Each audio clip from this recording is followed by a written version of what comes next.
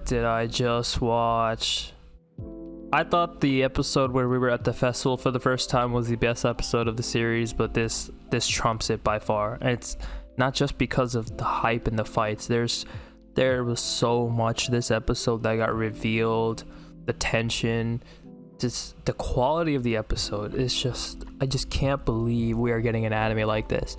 You know, the video I just dropped, I talked about summertime rendering and what it would look like if Higurashi, ReZero, and Steins Gate fused and created an anime. This would be that, and this episode just completely proves that. Where to begin? Where do I begin? First, let me start off by saying that the quality and love in the art animation put into this episode is just mind-boggling. I'm not just talking about the fight between Ushio and Nagoro and all the other fights. I'm talking about the facial expressions of Shinpei and especially of Tokiko as we see her transition from the person who thinks she's in control and thinks everything is going to go her way to slowly figuring out that she's been duped, she's been betrayed by the shadows, by Heine. And when she comes to that realization, her facial expression completely changes, even her tone changes. So definitely credit to the voice actor for that. That's a detail that they didn't have to do, but it goes a long way for immersion. So let's back up a bit. I'm gonna try to go in chronological order as best as I can, but we'll see. So let's start off from when we confront Hiruko. She's in this body and we find out it's actually pretty weak. She's been looking for a replacement this whole time. The first person she copied was actually Heine, who we still haven't gotten confirmation, but we can assume is Hizuru's sister. She's looking for a body, and we also come to find out that, as we guessed from last episode, the clinic, So's parents, have been feeding her under the cover for years. Dead bodies that come into their clinic, they've been shipping down into the cave for her to feed on. In return, she saved their mother. And this was a revelation for So that probably broke his brain, but his mother has been a shadow this whole time. And Tokiko has been working with them. We wondered why. Why would a human work with them? It can't just be because she's scared. Well, it turns out that she'd promised that she would turn their mother back into a human.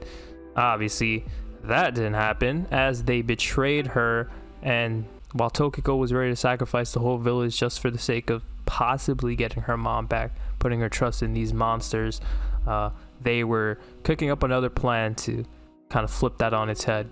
And it turns out that plan included Ushio's body still being there. We thought she got cremated, but apparently they knew all along and switched out the body before it got cremated.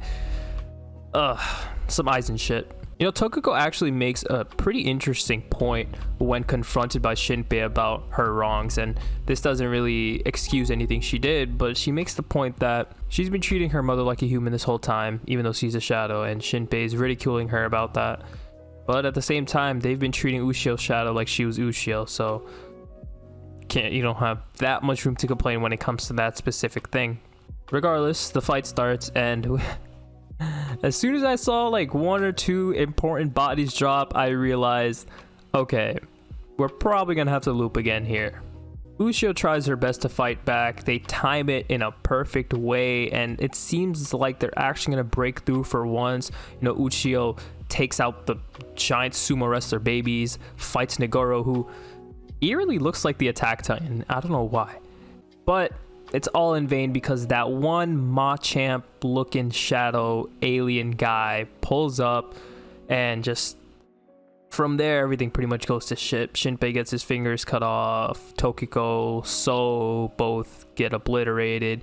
Even Hizuru shows up and tries to put a bullet in Shinpei because at the end of the day she's focused. She knows that the only thing left to do when all else fails is to send Shinpei back.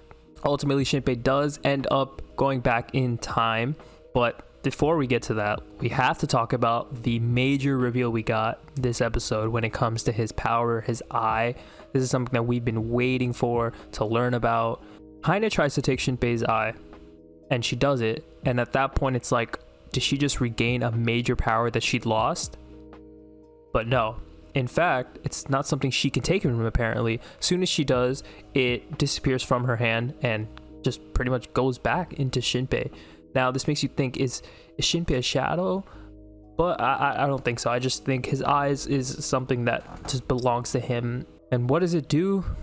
Well, his eye is in charge of rendering, name drop, the world. So his eye not only gives him the power to go back in time, it essentially gives him the power to observe the reality that he's in, or the world that he's in, and turn it into reality.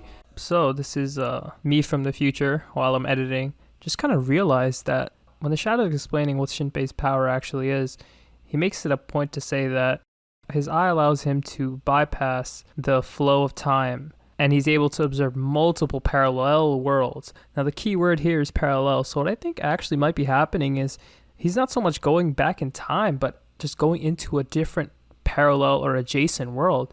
It's scary if you think about it. If he's not going back in time and just going into a different world, that means the people he's leaving behind when he loops are still having to deal with the aftermath of whatever is going on. All right, back to video. Now, you might think that's completely broken. Well, yes, but he also doesn't have the capability to fully utilize it yet. That's why it's only possible for him to restructure the world when he dies. So the Shadows know this, and that's why they want to keep him alive. It just makes you think, like, what when he finally does learn, or if he does learn how to use this power, is he just gonna become God and be able to restructure the world how he sees fit? That's pretty broken, but we'll see how far they go with that.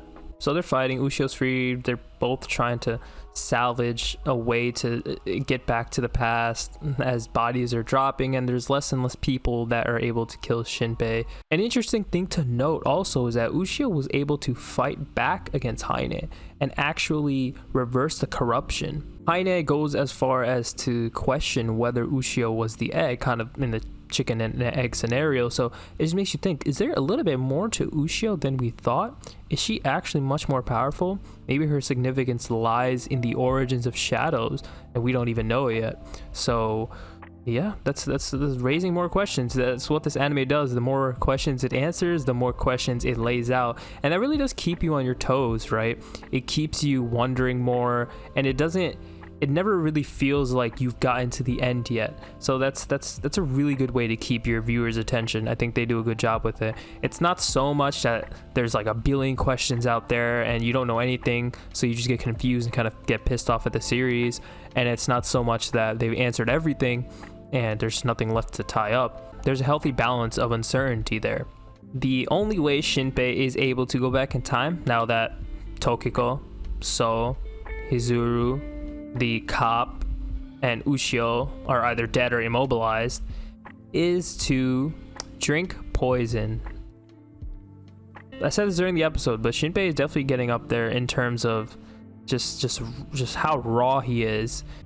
At the end of the day, I'm comparing him to characters like Subaru, and I'm comparing him to characters like Okabe Rintaro and Rika from Higurashi. So that's a pretty high bar to pass, and I think he's getting there.